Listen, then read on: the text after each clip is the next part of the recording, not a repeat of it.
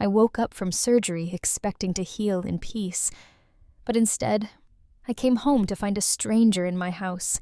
Sleeping in my bed, my husband said she was his cousin. But something felt off. Turns out, while I was fighting for my life in the hospital, he moved his ex into our home.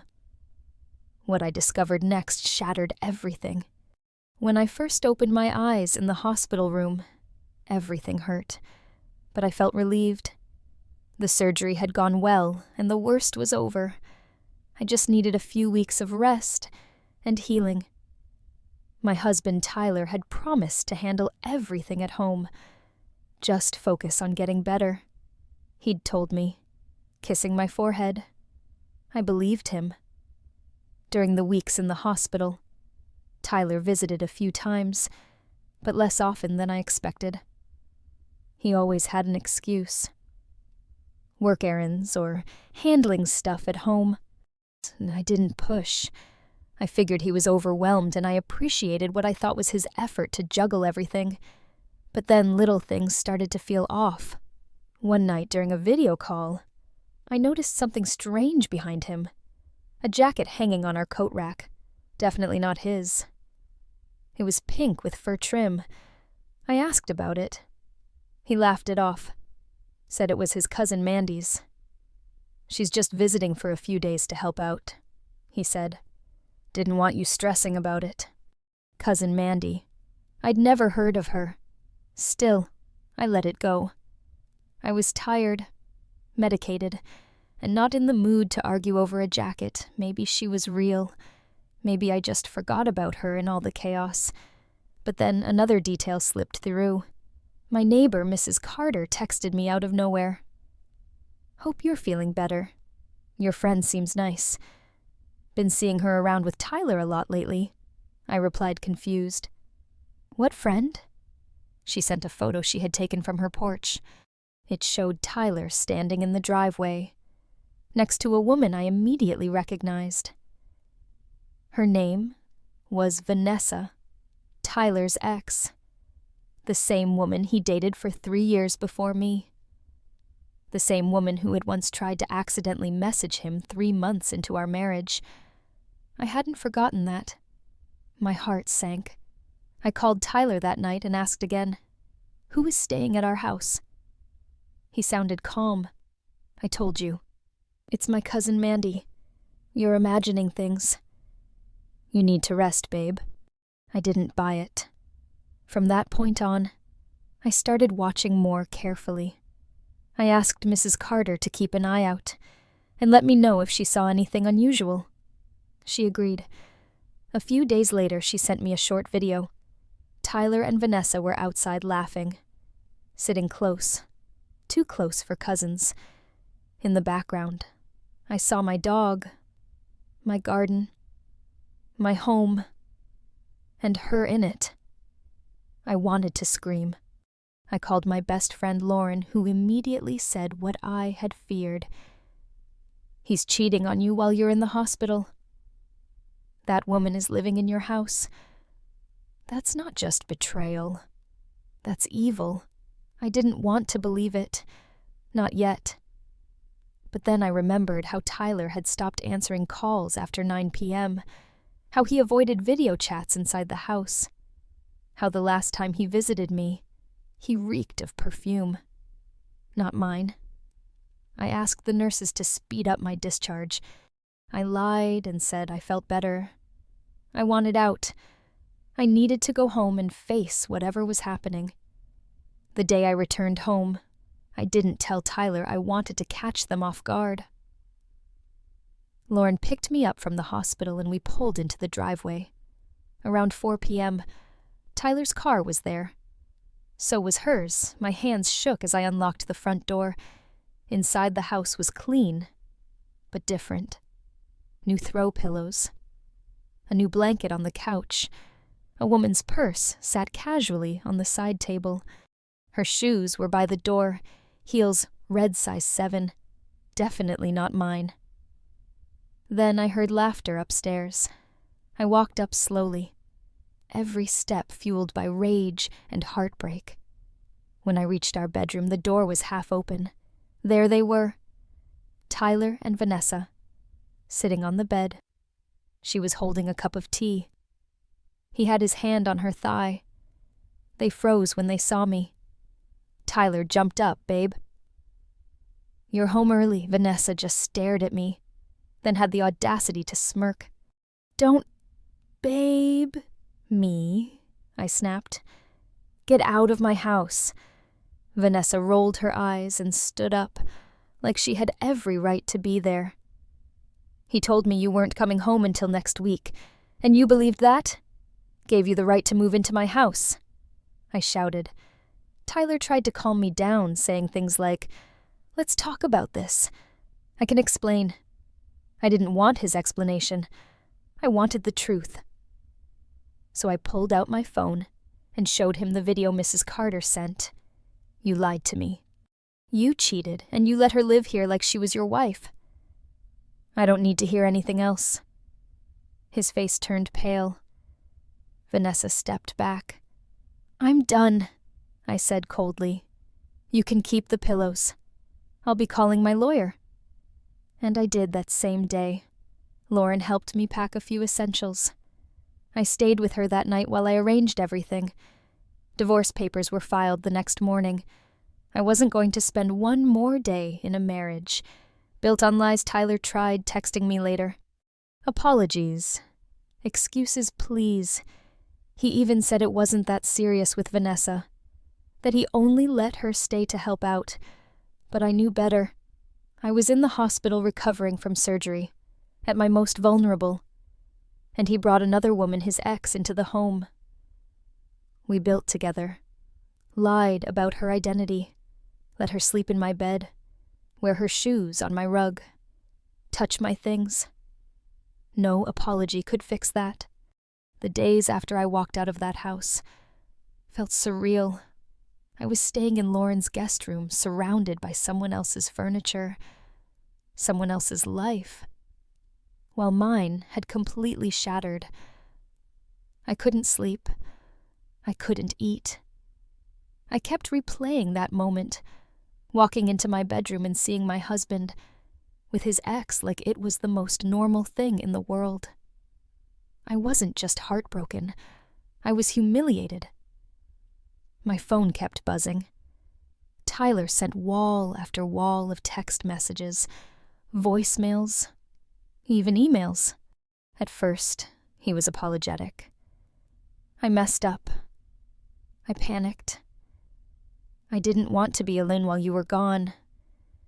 Then he tried to gaslight me. "You're overreacting, Vanessa. Was only here a couple of nights." Then came the guilt trips.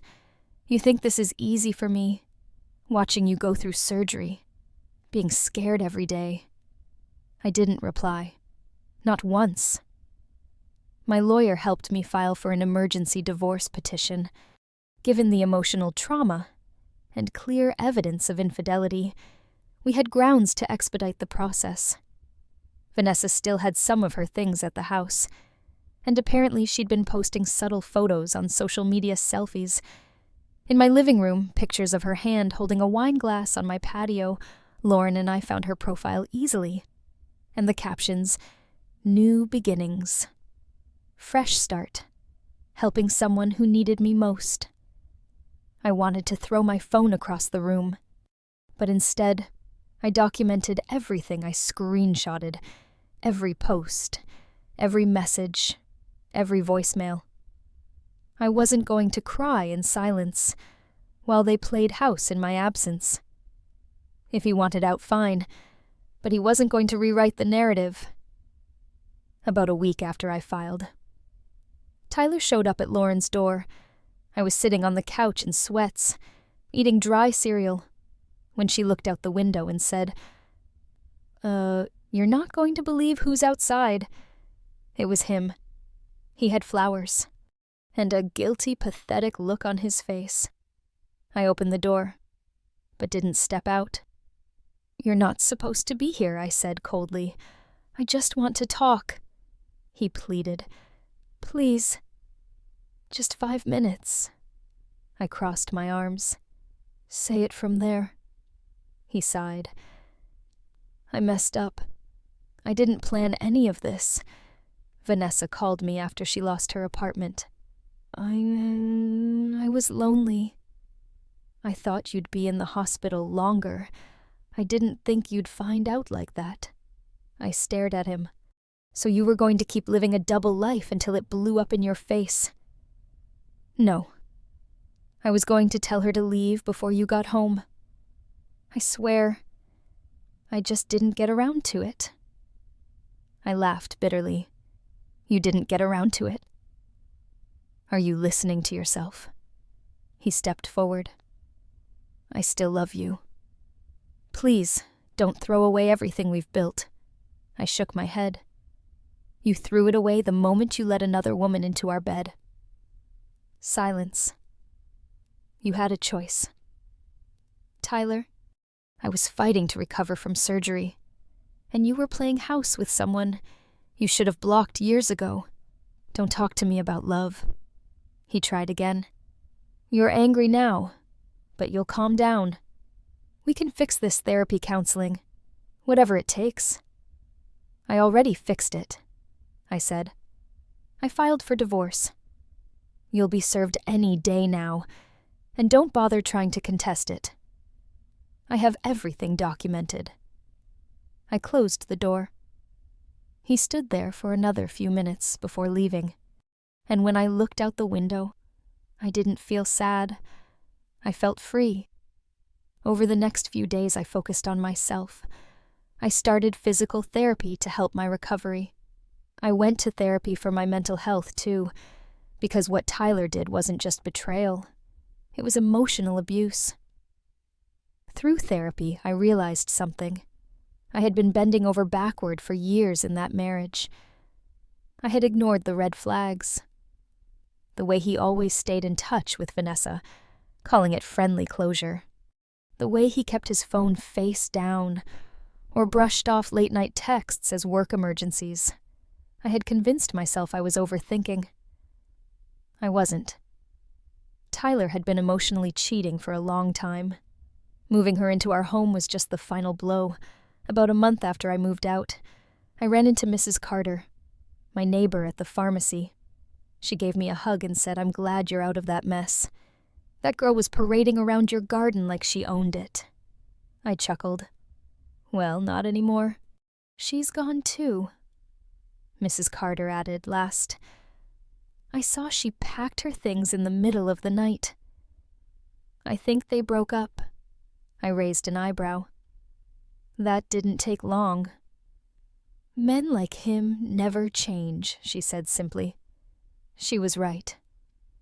A few days later, Tyler sent me a final email. No groveling, just a short message, saying Vanessa had left him, and he hoped I was doing okay. I didn't respond. Instead, I went back to my house, to stay, but to take what was mine. I walked through each room, collecting my belongings, breathing in the silence. The place didn't feel like home anymore. It felt like a shell, a memory of something I used to love. But as I packed, I felt lighter, stronger. I had survived surgery. I had survived betrayal. And now I was surviving the aftermath with dignity. Lauren helped me move into a new apartment across town. Smaller, quieter, but all mine. I bought new furniture, new sheets, a new coffee mug that read, "Not today, Satan." And every morning I woke up, knowing I'd never again accept being treated like an option. 6 months after the divorce was finalized, my life looked completely different. The trauma didn't vanish overnight, but little by little I reclaimed my peace. I was in a new apartment, had a new job I actually enjoyed, and started volunteering at a local women's center on weekends. Helping others helped me heal.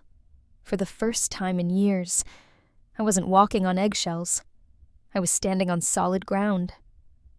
Tyler had tried contacting me a few more times right after Vanessa left him. Apologies. Regrets, empty words. I blocked him. On everything, I had nothing more to say to a man who let me suffer in a hospital bed while he played family, with his ex under my roof. But the universe, it seemed, wasn't done showing me the truth. One day, while grabbing coffee near my new office, I ran into an old coworker of Tyler's. We made small talk until she leaned in and said, "So, I heard about what happened. I always thought he was shady." I tilted my head. "Why?"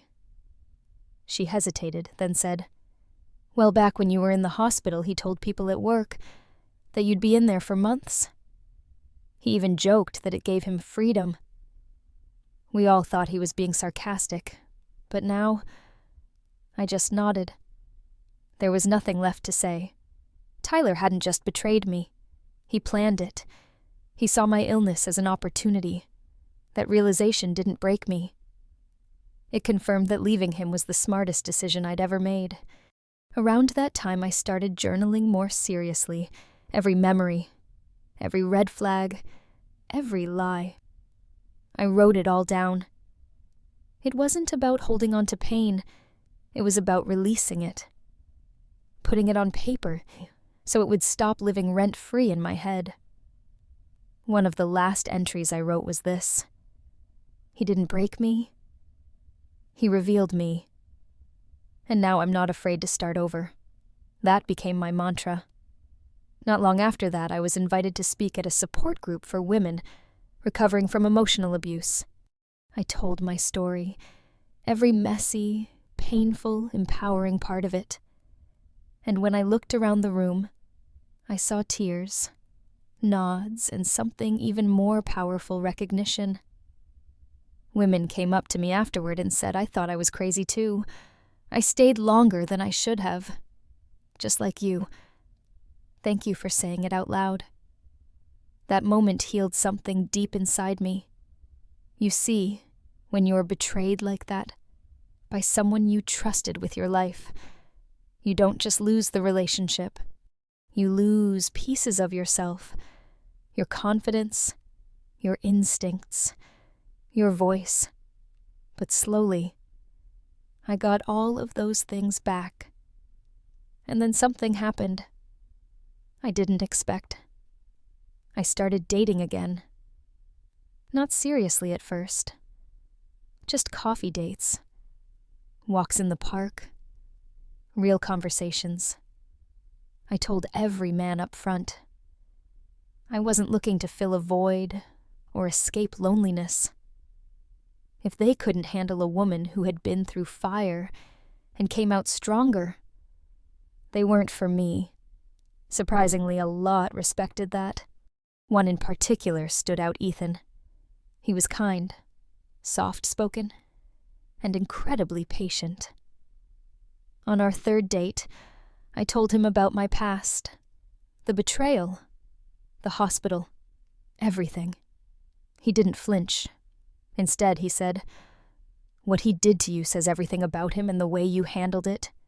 That says everything about you. That moment didn't make me fall for him, but it made me trust again. We took things slow. He never rushed me. He always asked before touching me. He showed me that love doesn't demand. It offers, whether or not Ethan ends up being my forever, I don't know yet.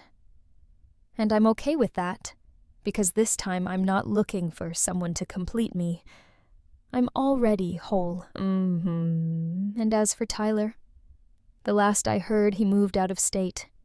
Word around town is that he tried dating again but couldn't keep a relationship going. Some said he blamed his crazy ex-wife for ruining his trust. That made me laugh. Let him talk. Let him spin whatever version of the story he needs to sleep at night. The truth, it lives with me. It lives in the way I got up from that hospital bed and fought back. It lives in every step I took away from him and toward myself. It lives in the women I've helped since, in the peace I've built. So if you're listening to this right now, and you're in a relationship that feels off, listen to yourself. If your gut tells you something is wrong, it probably is. if someone tries to convince you that you're overreacting. You're not. If you feel like you're losing yourself just to keep someone else, it's time to let them go. You don't have to wait for a betrayal as brutal as mine. You don't need proof to justify your pain. You don't need permission to leave. You just need the courage to say enough. And if you do, you'll find something on the other side of that decision. Not just freedom, not just peace, but yourself. And I promise you this. Once you find her again, you'll never let anyone take her away. 1 year after the divorce, I stood in front of the mirror, looking at a version of myself I barely recognized in the best possible way. Gone was the tired, hesitant woman who questioned her own worth every time her husband pulled away. She had been replaced by someone stronger, more grounded and unapologetically herself. I had just come back from a women's retreat in the mountains, 3 days without phones, just hiking, journaling meditation, and talking with other women who had survived their own storms. One night we sat around a fire, sharing the turning points in our lives. When it was my turn, I didn't cry. I didn't tremble. I spoke clearly. I lost everything I thought I needed, and that's how I found myself. It was the truth. And when I returned home, to my cozy apartment, filled with books and plants and peace, I didn't feel lonely. I felt whole. I had created a space that reflected who I really was, not the version I tried to be for someone else. I stopped decorating my life to match someone else's taste. I started living for myself. But then something happened that shook me in a different way. A letter arrived in the mail. Handwritten. No return address. Just my name in familiar handwriting. Tyler's. I stood at my kitchen counter, staring at it for a while. Part of me wanted to toss it in the trash. Another part, the one that had spent too many years looking for closure, needed to know what he had to say. So I opened it. It wasn't long. Just 1 page. He wrote about how he'd been in therapy, about how Vanessa had left after discovering he'd lied to her too, about how he'd hit rock bottom and realized he didn't know what love really was. Then came the part that stopped me cold. You were the best thing that ever happened to me, and I didn't deserve you. I see that now. I don't expect forgiveness. I just wanted to say, I'm sorry. Truly sorry. There were no manipulations. No begging for a second chance. Just accountability. For a moment, I didn't know how to feel, but then I realized I didn't feel much at all. And that was powerful. His words didn't shake me. They didn't pull me backward. They didn't make me question the choices I'd made. If anything, they confirmed what I already knew. I had grown past needing anything from him. That night I wrote a letter too, but I didn't send it. Instead, I folded it, placed it in my journal and titled the page, Closure, for me not for him. In the letter I wrote, you were right. You didn't deserve me. But it took me leaving to finally realize I deserve so much more. I've built a life that feels good, without needing to prove anything to anyone. And that life no longer has space for someone who only saw my value once I was gone. And just like that, I released him, fully, quietly. I didn't tell anyone. I got the letter. I didn't post about it. I didn't need the validation. Healing, I had learned, is often a silent victory. A few weeks later, I was asked to lead a workshop at the Women's Center. I volunteered at the topic. Red flags aren't romantic. I laughed when I saw the title, because once upon a time, I thought jealousy was a sign of love, that secrecy meant privacy, that staying quiet, kept the peace. Not anymore. During the workshop, I told the group, the greatest thing I ever did wasn't leaving him. It was choosing me. Not the broken version, not the shrinking version. The full, beautiful, complicated version of me. Women cried, some clapped. One woman hugged me and said, "You're living proof we can start over, and not just survive, but thrive." And that became my new mission. I started a podcast with Lauren called Start Over Stronger. Every week, we invited women to share their comeback stories. Divorce, loss, betrayal, trauma. No story was too messy, no healing too slow. It didn't take long before we had thousands of listeners. Messages poured in. You saved me. I left because of your story. Now I believe I'm worth more. And maybe that's the biggest twist of all. The woman who once begged for her husband to stay now helped others find the strength to walk away. It's wild how life works. You think the end of a marriage is the end of you.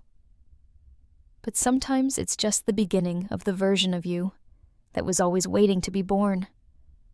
I don't know where life will take me next. Maybe I'll fall in love again. Maybe I won't. Either way, I'm not afraid. Because I know who I am now. I'm not someone's second option. I'm not a placeholder until something better comes along. I'm not the kind of woman who lets betrayal define her. I'm the kind who rises, the kind who rebuilds, the kind who turns her pain into purpose and never looks back. So if you're listening to this, and you're where I was, just know, you are not weak for loving the wrong person. You are not broken because they didn't choose you. And you are absolutely not alone. There's life after heartbreak. There's strength in your silence. There's hope, even in the rubble. And someday, you'll stand in front of your own mirror and smile at the woman staring back. Not because she's perfect, but because she's finally free. It's funny how healing changes what you see about your past, your choices, even the pain you once thought would destroy you. 2 years after my divorce, I walked past the house I used to share with Tyler. I hadn't planned to go there. It was just a random detour on my way home. The front yard looked smaller than I remembered. The shutters needed paint, and the tree I used to sit under during summer evenings, it had been cut down. For a second, I stood still staring at that house. I didn't feel angry. I didn't feel nostalgic. I felt nothing, and that was the most powerful feeling of all. I remembered how I once thought those walls held my future, that if I just worked harder, loved deeper, and stayed quiet longer, I could somehow fix what was broken between us. But I was never the broken one. That home once filled with silent dinners and small betrayals was no longer part of my story. Not really, because I had built something better. Not out of bricks and siding, but out of boundaries, peace, and self-worth. A couple was moving boxes inside. A new family, maybe.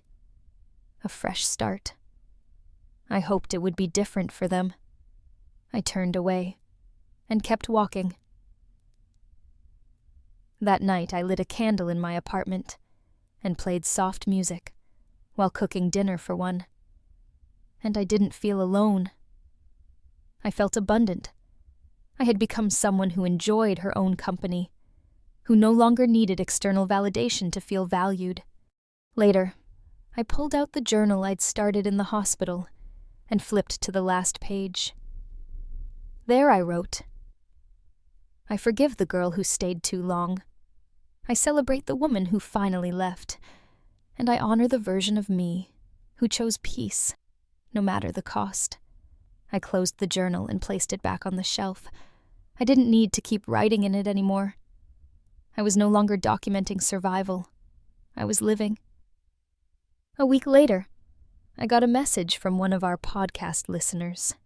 She said, "Because of your story, I walked away from a toxic marriage with my head held high. I don't know what comes next, but I know I'll be okay. Thank you for being brave." First, I read that message 3 times. Then I cried, not because I was sad, but because I realized this is what it was all for. Every betrayal, every tear, every night I wondered if I was strong enough to start over. It had meaning, not just for me, but for every woman who heard my voice and saw her own reflection in it, and slowly, something inside me shifted again. I no longer saw my story as just what happened to me. I saw it as what I did with what happened, how I turned pain into purpose, loss into leadership, shame into strength. That realization made me want to do something bigger. So I applied for a grant to launch a program at the Women's Center, the Rebuild Room, a space for women to learn new skills, financial planning, legal resources, emotional resilience. A place where starting over didn't feel like failure, but a powerful act of choice. The grant was approved, and when we opened the doors 3 months later, over 50 women came through. In the first week, some had stories darker than mine. Some had barely escaped. Some were still unsure if they were ready. But when they looked at me, I made sure they saw someone who understood, who wouldn't judge, who would simply say, "You can, and you will." I did, and I'm standing right here. I didn't just rebuild my life, I helped others build theirs. And I realized something beautiful. The best revenge isn't moving on. It's thriving. It's glowing. It's being so full of your own joy and purpose that no one from your past can dim it. It's showing up for yourself so completely. The version of you who once begged for love wouldn't even recognize you now. And that's exactly who I've become. So, to the woman out there listening, if you're in a place that hurts, if you're clinging to someone who doesn't see your worth, if you're wondering if it's too late to start again, let me say this as clearly as I can. It's not too late. You are not too far gone. You are not too broken. You are not too much or not enough. You are becoming. And one day, you'll look back, not with regret, but with so pride. Because you chose you, because you rose, because you let the fire forge something stronger, wiser, and freer. This isn't just the end of a story. It's the beginning of everything real. So, go, write your next chapter, one. Where you are the hero, one. Where love doesn't hurt, one. Where peace isn't earned, it's claimed. And when you get there, light a candle for the woman you used to be. She got you this far. Now let the woman you've become carry you the rest of the way. Did this story make you see a part of yourself? If it did, don't forget to leave a comment to share your thoughts. And most importantly, subscribe to Family Story, my husband, so you can hear more heartfelt family stories every week. Marriage isn't just a journey. It's a long story. And you are our companion on every page.